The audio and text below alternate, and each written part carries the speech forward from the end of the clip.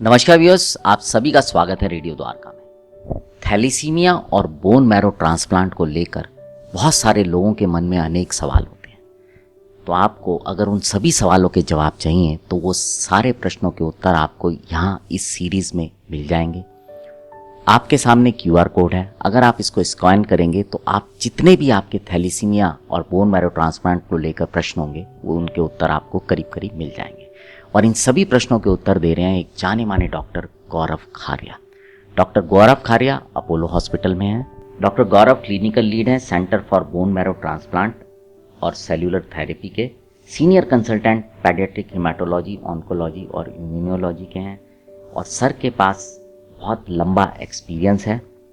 Doctor गौरव खारिया, जब आदमी कोई भी चीज़ कराने जाता है, BMT प्रोसीजर जो है इसमें बहुत सारी चीज़ें अरेंज करनी पड़ती हैं किसी भी व्यक्ति को, आप लोगों को भी बहुत मेहनत करनी पड़ती है। लेकिन एक पेशेंट के पॉइंट ऑफ व्यू से जानना चाहूँगा कि ये प्रोसीजर कैसा होता है और इसमें क्या रिस्क होते हैं, किस तरह के रिस्क होते हैं, या मैं ये कहूँ। तो यकीन ये भी बड़ा इम्पोर्टेंट सवाल है, बिकॉज बड़ा इम्पोर्टेंट प्रोसीजर है, बड़ा फ़ायदेमंद प्रोसीजर है, बट किसी भी प्रोसीजर को बिना उसके प्रॉस एंड कॉन्स को जाने हुए, बेनिफिट्स और रिस्क को जाने हुए ऑप्ट करना is not the right thing.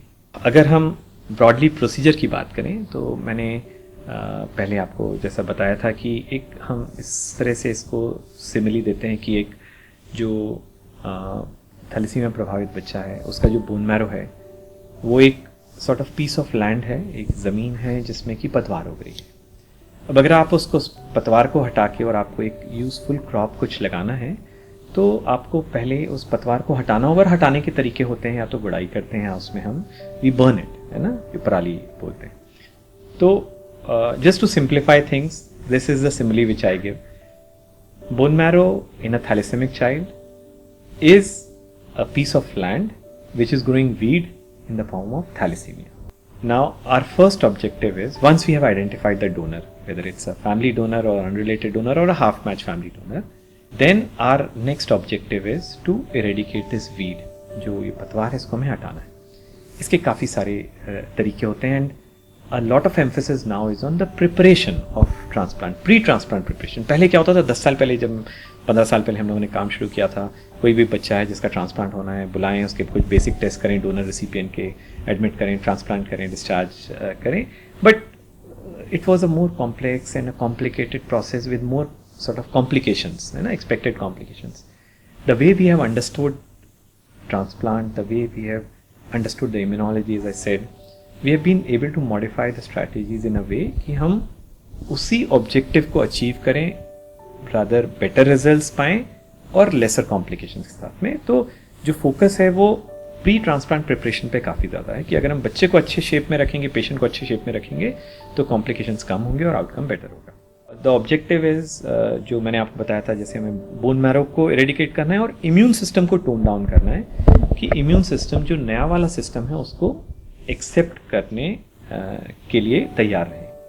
So we prepare these patients for around 2 months by giving some medicines which suppresses the bone marrow, which suppresses the immune system, and after that we take them up for transplant. Transplant जब भी होता है तो उसको हम 3 phases में divide करते हैं। प्री ट्रांसप्लांट जो कि 6 से 7 दिन का होता है, फिर ट्रांसप्लांट जो कि डे 0 होता है, एंड पोस्ट ट्रांसप्लांट फेज जो कि ट्रांसप्लांट से लेके 100 डेज तक रहता है, immediate post transplant and then late post transplant phase.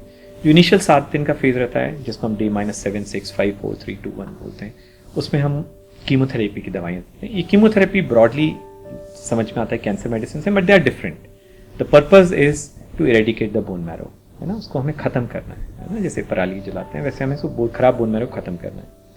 तो there are different combinations, different centres use different combinations based on their practice, based on their confidence, comfort, protocols, but there is a set of drugs. तो वो हम 6-7 दिन देते हैं। Purpose ये होता है कि सारे बोन मैरो को हम ख़त्म कर सकें। इसी के साथ में हम डोनर को प्रिपेयर करते हैं और डोनर से हम स्टेम सेल्स कलेक्ट करते हैं। और डोनर से स्टेम सेल्स करने के भी 2 तरीके होते हैं, एक हम पेरिफेरल ब्लड से कर सकते हैं, बोन मैरो से कर सकते हैं। दोनों का आजकल आउटकम बराबर है। You just need to modify your strategies in a way कि जो एक के साइड इफेक्ट्स हैं, अगर पेरिफेरल ब्लड से हम कर रहे हैं उसके कुछ स्पेसिफिक साइड इफेक्ट्स होते हैं, उनको हम एड्रेस कर सकें। तो strategies, there are various strategies which are available. So once we've collected the stem cells from the donor, which we discussed earlier, it's a very simple technique, just the way platelets are collected, same way we collect stem cells. And on day 0, we give it to the patient, just like blood transfusion. जैसे उनको regular blood मिलता था, उसी तरह से हम stem cells भी देते हैं. इसके बाद में हमारा जो 2 हफ्ते का समय रहता है, वो हम अलाउ करते हैं कि जो बीज हैं, जो नए स्टेम सेल्स हमने जो दिए हैं, वो जाके बोन मैरो में सेटल हों, और सेटल होने के बाद में धीरे धीरे पनपना शुरू करें. जैसे हमने किसी सीड को डाला है, बोया है, तो वो पहले सेटल होता है, अपने आप को जो इन्वायरमेंट है उससे कंफर्टेबल करता है, और फिर धीरे धीरे पनपना शुरू करता है, और 10 से 12 दिन 15 दिन में हमें कोपल आना दिख जाती हैं. इसी तरह से जो हमने स्टेम सेल्स दिए हैं वो with in sort of 30 minutes they go and settle down in the bone marrow. इसको हम होमिंग बोलते हैं. Rather with in minutes it happens. And उसके बाद से वो पनपना शुरू करते हैं. जो 12-14 दिन के बाद में हमें जो ब्लड के काउंट्स हैं वो धीरे धीरे बढ़ना शुरू होते हैं. एंड रफली around day 14 we usually say that the new bone marrow started working. उसके बाद हम 1 हफ्ता और पेशेंट्स को ऑब्जर्व करते हैं, और अगर सब कुछ ठीक है तो हम उनको डिस्चार्ज कर देते हैं और रेगुलरली वीकली फॉलोअप पे रखते हैं टिल डे 100. नाउ कॉम्प्लिकेशंस का जब हम देखें तो different phases have different complications. जो कीमोथेरेपी वाला फेज है उसमें कीमोथेरेपी रिलेटेड नॉइशिया हो सकता है, वॉमिटिंग हो सकती है. सो ये सारी प्रॉब्लम्स होते हैं जिनको हम एडिक्वेटली एड्रेस करते हैं. ट्रांसफ्यूजन के समय यूजुअली इट इज़ अनइवेंटफुल, कोई मेजर चैलेंजेस नहीं होते.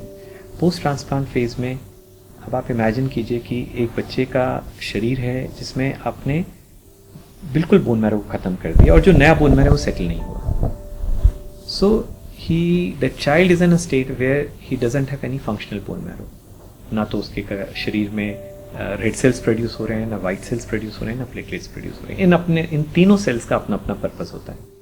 रेड सेल्स हम ब्लड की तरह देते हैं so that we maintain haemoglobin beyond 8 और 9, जिससे कि जो रेड सेल रिलेटेड कॉम्प्लिकेशंस उनको हम प्रिवेंट कर सकें. प्लेटलेट्स हम हमेशा टारगेट करते हैं कि 10-15 हज़ार से ऊपर रख सकें, जिससे प्लेटलेट के कारण जो ब्लीडिंग का रिस्क है उसको हम कम कर सकें. White cells, we usually, majority of centers don't give white cell supplements. We do give granulocytes, but risk जो रहता है क्योंकि वाइट सेल्स नहीं है तो वाइट सेल्स हमें इन्फेक्शन से प्रिवेंट करते हैं. तो ये जो पीरियड रहता है उसमें patients are quite predisposed for infections, और हमें उसी चीज़ का ध्यान रखना होता है. रफली अराउंड 14 दिन के आसपास हम एक्सपेक्ट करते हैं कि नया वाला जो बोन मैरो है वो टेकअप हो जाए, बट रेयर सिनेरियोज में ये ग्राफ्ट एक्सेप्ट नहीं होता, जिसको कि हम रिजेक्शन बोलते हैं, है ना. तो अगर आपको मैं ब्रॉडली कॉम्प्लिकेशंस बोलूँ ट्रांसप्लांट के, जिससे मैं और या मेरे कोई भी ट्रांसप्लांट कोलीग्स जो हैं और वो परेशान होते हैं, सबसे बड़ा रिजेक्शन कि अगर नया बोन मैरो एक्सेप्ट नहीं हुआ तो, जिसके chances as we understand transplant more, as we have developed the strategies, better strategies, the risk of rejection has come down. Full match transplant में कोई रिजेक्शंस नहीं होते, less than 2%. Half match transplant में rejections होते थे, but again we have developed strategies जिससे उसका risk भी 5-7% से कम हो गया है. Second thing is graft versus host disease. जो नया वाला सिस्टम आया वो ऑब्वियसली झगड़ने की कोशिश करता है पुराने सिस्टम से, जिसको कि हम ग्राफ्ट वर्सेस होस्ट डिजीज बोलते हैं. Again the risk of GVHD is less अगर फुली HLA मैच डोनर है ना, क्योंकि अगर जेनेटिक कंपैटिबिलिटी रहेगी तो रिस्क GVHD का कम रहेगा, अगर कंपैटिबिलिटी नहीं रहेगी तो रिस्क ज़्यादा रहेगा, हाफ मैच में ज़्यादा रहेगा. Again, this has also been addressed to a significant extent, and broadly I will say that GVHD rates, severe GVHD rates, grade 3, grade 4 have come down to less than 10%. So it has also been taken care of nicely. And third was infections. So these patients are usually admitted in very sort of safe and hygienic environment, which are called as isolation rooms, PMT isolation rooms, which are HEPA filtered rooms, है ना. तो उनमें पर से जो infection का risk है वो बहुत कम होता है, और साथ में हम हमेशा जो नर्सिंग टीम है उनको एजुकेट करते हैं, एम्फसाइज करते हैं कि जो day to day care practices हैं नर्सेज की जो हैंडल करती हैं बच्चों को, वो ऐसी प्रैक्टिसेस हों जिससे हम इन्फेक्शंस का रिस्क मिनिमाइज कर सकें. So these are the 3 things. If we can take care of them then the success of transplant is pretty good, more than 90% I would say. Sir, क्या ये जो थोड़ा बहुत रिस्क होता है, क्या ये लाइफ के लिए भी रिस्क हो सकता है? ये बड़ा इंपॉर्टेंट सवाल है, और आई थिंक मैं हमेशा यही बोलता हूँ पेरेंट्स को कि जब भी वो डिसीज़न लें इस चीज़ को हमेशा ध्यान में रखे करें कि भाई हम बच्चे के लिए सब कुछ अच्छे से कर रहे हैं, और क्लिनिशियन जो भी है, मतलब मैं हूँ या मेरे कोई भी क्लिनिशियन कलीग्स हैं, सबका सिर्फ एक ही उद्देश्य रहता है कि हम किसी भी तरह से इस बच्चे को ठीक कर सकें। But it's a very complex procedure, सा अभी हमने डिस्कस किया। And despite taking all the precautions, बहुत सारी ऐसी चीज़ें होती हैं जो हमें कंट्रोल में नहीं होती। इन्फेक्शन कोई ऐसा हो गया जो सारे एंटीबायोटिक्स से रेजिस्टेंट इन्फेक्शन है, कोई एंटीबायोटिक्स ही नहीं है जो उस इन्फेक्शन को कंट्रोल कर सके, then clinician is also helpless. GVHD अगर हुआ, सारी मेडिसिन देने के बाद में, सारे प्रिकॉशंस लेने के बाद में अगर GVHD हुआ जो नहीं कंट्रोल हो रहा, again that becomes a problem. So सारी प्रिकॉशंस लेने के बावजूद भी, depending on type of transplant, there are around 2%, 3% to around 7-8% scenarios where this procedure can have life-threatening complications. So this is something which is very important for the parents to understand, that this should be kept in mind. There is a risk to life associated with this procedure which can range between 1%, 2% to say 6-7%. We are trying our best to optimize strategies in a way that we bring down the risk irrespective of type of donor, full match है, half match है, to sort of negligible, सबका उद्देश्य यही रहता है। but we have come a long way, but there is still a long way to go, but I think yes, you have touched on a very important aspect which parents should be aware of before they opt for transplant. Doctor Gaurav, आपका बहुत बहुत धन्यवाद। आपने बहुत ही सादगी और संजीदगी से इस सवाल का जवाब दिया। तो व्यूअर्स, जब भी कोई डिसीज़न ले, पूरी इन्फॉर्मेशन के साथ लें। और आपने सुना, डॉक्टर गौरव खारिया ने बहुत ही सही जवाब दिया। और प्रोसीजर है, ज़्यादातर केसेस में कामयाब हो जाता है, बट कुछ केसेस में हमेशा एक जो है चांस रहता है वो होने का, जो हम नहीं चाहते। तो व्यूअर्स, अगर आप इसको सुन रहे हैं तो आप QR कोड को स्कैन कीजिए, पूरी सीरीज सुनिए। इसमें से एक एपिसोड ऐसा भी है जिसमें कि हमने ये पता किया है कि कौन सी इस तरह की सुविधाएं हैं जिनसे इस इलाज को कौन लोग मुफ्त में करा सकते हैं, किस तरह की सरकारी सुविधाएं हैं।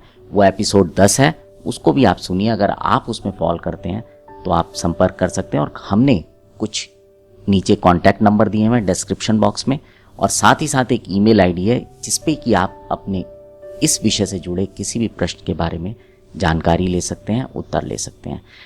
आपसे निवेदन करूंगा कि इस कार्यक्रम को और ज़्यादा से ज़्यादा लोगों तक साझा करें ताकि जागरूकता बढ़े, क्योंकि जागरूकता ही एकमात्र बचाव है इस बीमारी से। और जितने लोग इससे बच सकते हैं, जैसा कि सर ने पहले एपिसोड में बताया था कि इस मिशन जो है वो ये है कि इसको समाप्त किया जाए हिंदुस्तान से, आप भी उस मिशन में जुड़िए, साथ दीजिए और लोगों की मदद कीजिए। अब आपसे विदा लेते हैं, जुड़े रहें रेडियो द्वारका के साथ।